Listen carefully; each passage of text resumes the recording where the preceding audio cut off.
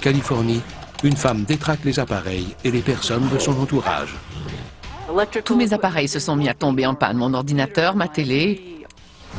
Son esprit est-il contrôlé à distance par le gouvernement?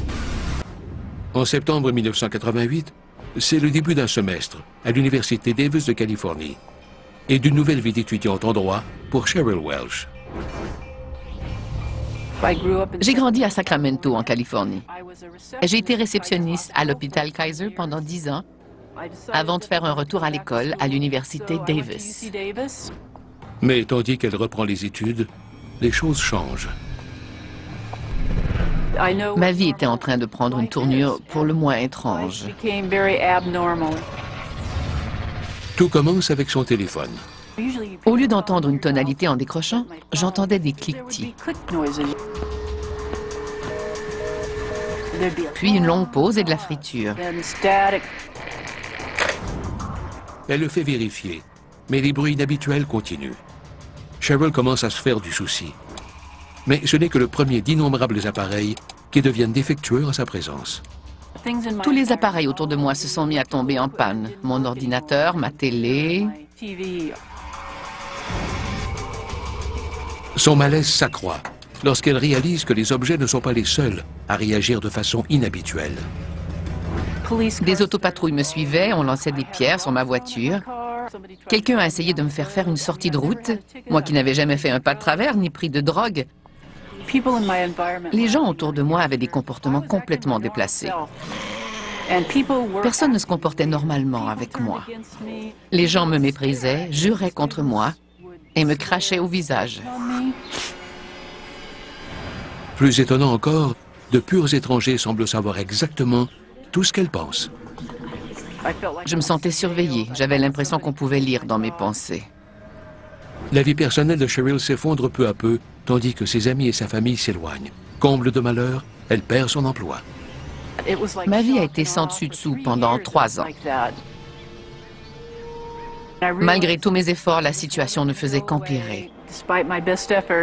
C'était très déprimant. La pire période de ma vie. Je pleurais sans arrêt. J'ai cru que ça ne finirait jamais. Craignant pour sa santé mentale, Cheryl consulte. Je suis allée voir mon conseiller pédagogique qui m'a beaucoup aidé à surmonter ce dur moment. C'est le seul qui m'a cru. Son conseiller n'y voit qu'une seule explication. Cheryl est victime d'une campagne de harcèlement organisée. Qui donc en est le responsable? On a d'abord cru que je faisais partie d'une expérience psychologique, qu'on essayait de me pousser à bout. Mais il n'y avait rien de tel. J'ai fait appel à des détectives privés pour détecter la présence éventuelle de microbes chez moi. Mais rien. À force d'en discuter avec mon conseiller, on a compris que seul le gouvernement avait pu mettre mon téléphone sous écoute et me surveiller jusque chez moi. Déterminée à en savoir plus, Cheryl met la main sur des documents gouvernementaux et découvre l'impensable. Une expérience ultra secrète visant à contrôler le cerveau de citoyens ordinaires est en cours. La plupart des pays sont dotés de cette technologie secrète de contrôle de l'esprit, notamment la Russie et les États-Unis. Elle est persuadée que les personnes qui l'ont harcelée étaient, sans le savoir, contrôlées par le gouvernement. Quelqu'un, quelque part, leur fait faire des choses qu'elles ignorent complètement. Mais pourquoi avoir choisi Cheryl? Il faut plusieurs cobayes pour réaliser une expérience, qu'elle soit éthique ou non. Mais dans ce cas-ci, elle devait se faire incognito. Elle croit savoir pourquoi elle est dans la mire du gouvernement. Avant d'être admise à l'université, je suis allée au centre de recrutement de l'armée. J'ai rempli les formulaires pour m'enrôler, mais j'ai décidé d'aller à l'université avec le résultat qu'on connaît aujourd'hui. J'ai communiqué avec d'autres personnes qui sont passées par là. Les gens qui ont voulu être dans la CIA ou qui ont des proches dans l'armée ou la CIA sont souvent des cibles. L'esprit d'un honnête citoyen est-il contrôlé dans le cadre d'expériences gouvernementales? Cheryl Welch dit-elle la vérité? Ou n'est-ce là qu'une autre théorie du complot impossible à prouver?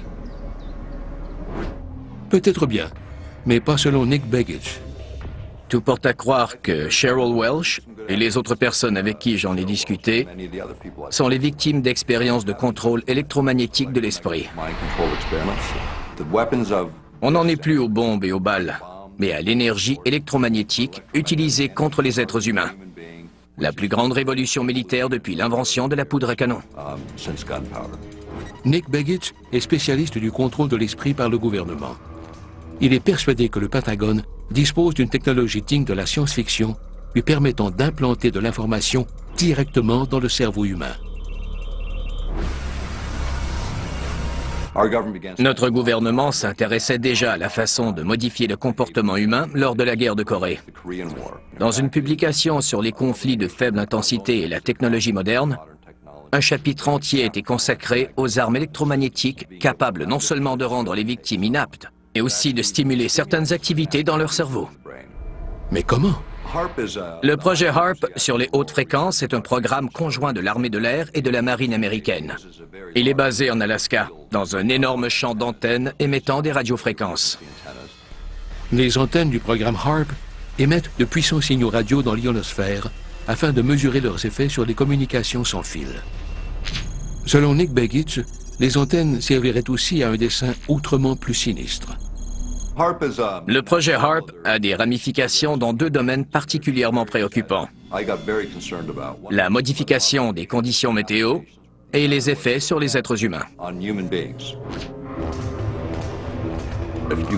Si on peut moduler un signal perceptible et reconnaissable par le cerveau et auquel celui-ci peut s'adapter en se réglant sur la même fréquence, le rythme du cerveau s'en trouve modifié, ce qui entraîne des changements chimiques sur le plan des émotions. Mais cela va plus loin encore. On ne parle pas uniquement de déclencher des émotions. Modifier la chimie du cerveau pour changer l'état émotionnel de quelqu'un est relativement simple. Mais l'idée de pouvoir manipuler ses pensées nécessite une technologie nettement plus sophistiquée. Peut-on percevoir des sons sans les entendre? Cela ne fait aucun doute, selon Nick Begich, qui en fera la démonstration à l'aide du preneur de son, Brad Daw. J'en ferai la démonstration grâce à ce petit dispositif émetteur d'infrasons. Il s'agit d'un circuit électronique simple, relié à un lecteur CD, grâce auquel je ferai jouer du bac, qui sera retransmis par deux transducteurs piézoélectriques. Je vais placer ces deux transducteurs sur votre visage pendant que vous aurez les oreilles bien bouchées. Il suffit de les mettre sur la peau et d'écouter. Oui. Qu'entendez-vous? La musique, très clairement. Ils entendent la musique au centre du front dans leur tête, comme ils l'entendraient normalement, mais sans l'usage de leurs oreilles.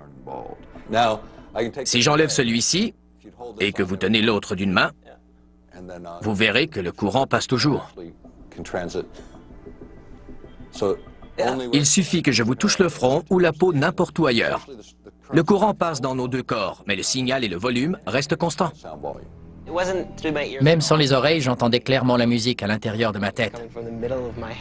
Elle venait de nulle part en particulier. Du moins, pas de mes oreilles. C'est formidable. On peut faire la même chose avec des micro-ondes, par exemple.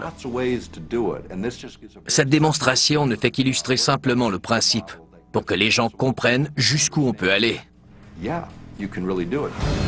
Une Californienne est soudainement victime d'une campagne de harcèlement.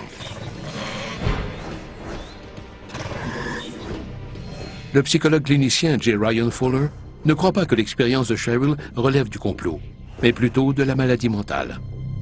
D'après ce que j'en sais, l'expérience de cette dame est très similaire à celle de mes patients aux prises avec des troubles psychotiques. Selon lui, Cheryl est un cas typique du délire des grandeurs. Le délire des grandeurs est un trouble psychotique découlant de fausses croyances profondément ancrées chez l'individu. Par exemple que sa belle-mère essaie de l'empoisonner avec sa cuisine. Ce sont des choses susceptibles de se produire dans la réalité, mais dont personne n'a aucune preuve. Qu'en est-il alors des étrangers qui ont craché au visage de Cheryl? Ces patients entretiennent souvent l'illusion que tout le monde leur en veut, qu'ils sont surveillés par la police ou le FBI, qu'ils sont victimes d'une conspiration ou qu'une organisation cherche à les contrôler, d'où leur sentiment de méfiance et d'hypervigilance. Ironiquement, Cheryl ne faisait peut-être qu'aggraver son cas. Le fait d'entretenir ce genre de croyances et de lutter pour changer la situation ne fait qu'augmenter le niveau de stress et d'anxiété, ce qui ne fait qu'accroître la détresse. Cheryl Welch Souffre-t-elle du délire des grandeurs? Ou l'explication est-elle plus fascinante encore? Trish McGregor s'intéresse au paranormal depuis plus de 30 ans. Elle croit avoir une explication, du moins en ce qui concerne l'étonnante réaction des appareils électriques en présence de Cheryl. Je crois que Cheryl Welch a souffert de l'effet Pauli. L'effet Pauli est le nom donné au phénomène qui se produisait lorsque le physicien théoricien Wolfgang Pauli provoquait systématiquement des bris d'équipement lorsqu'il entrait dans un laboratoire scientifique. Wolfgang Pauli était un brillant physicien, lauréat du prix Nobel, dont Einstein lui-même figurait parmi les nombreux admirateurs. Pauli était également réputé pour son étonnante capacité de détraquer de l'équipement de laboratoire par sa simple présence. En 1950, il est entré dans un laboratoire de Princeton, où un accélérateur de particules a pris feu sans prévenir. Pauli était interdit d'accès dans un laboratoire de Hambourg. C'est dire à quel point le phénomène a pris de l'ampleur. Mais l'effet Pauli n'est pas restreint au laboratoire. Lors de sa deuxième lune de miel, Pauli et sa femme sont partis à bord de leur voiture équipée d'une nouvelle batterie, et la batterie est tombée à plat. Tout ça se produisait spontanément, sans même qu'il fasse quoi que ce soit. Dès qu'il mettait les pieds quelque part, l'équipement se brisait instantanément. Il disait que ce n'était qu'une coïncidence, qu'il n'y avait aucune explication scientifique, mais les pannes se multipliaient. Cheryl souffre-t-elle de l'effet Pauli? Selon Trish, c'est une possibilité envisageable. On ne peut pas dire que l'expérience de Cheryl Welch n'a pas eu lieu. Elle était bien vraie, du moins à ses yeux. Cheryl Welch a-t-elle vécu une série d'étranges coïncidences? A-t-elle été la cible d'une expérience gouvernementale de contrôle de l'esprit? Ou a-t-elle tout imaginé? Bizarre ou quoi?